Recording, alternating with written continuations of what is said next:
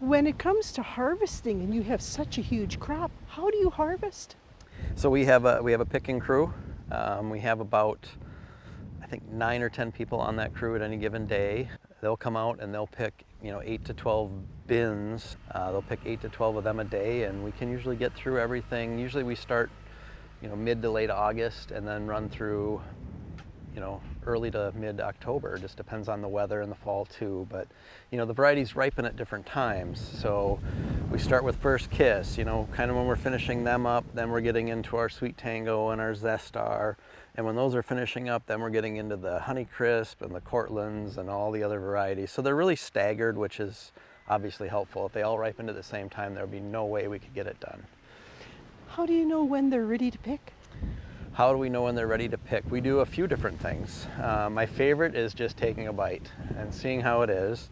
There's a lot of other indicators we use as well. You can cut the apple in half and check the color of the seeds. If the seeds are still a little white, they're not fully brown, it's not ready yet.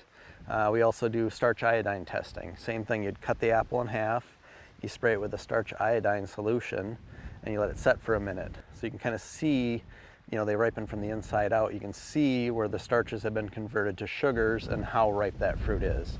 And there's different indices of when it is fully ripe. And if you're going to store them for a long time, you want to pick them a little underripe. If you were going to, sell them fresh market today, you want them as ripe as can be. So, we use a lot of all those different things. We also check the Brix of the juice, see what the sugar levels are at as well. So we do a lot of different things to kind of check that, but apples are it's a ticking clock from when they bloom typically to when they're ripe. It's not like corn or other where if you get some heat, they really grow. Apples are just they take their own time, and you can usually have a pretty good idea year after year when you harvested, when was bloom, and yeah, so we use all those things and determine when we're ready to pick. About how many apples do you get from each tree? Oh boy, let's count.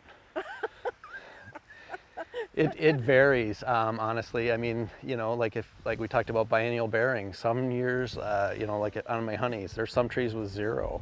Others might have 400 apples. I've never really counted how many are on each tree at the end of the year, but I would guess at least 100 or 2. Can we see what you use all of your apples for? Absolutely. We can head on over to the pack shed and take a look.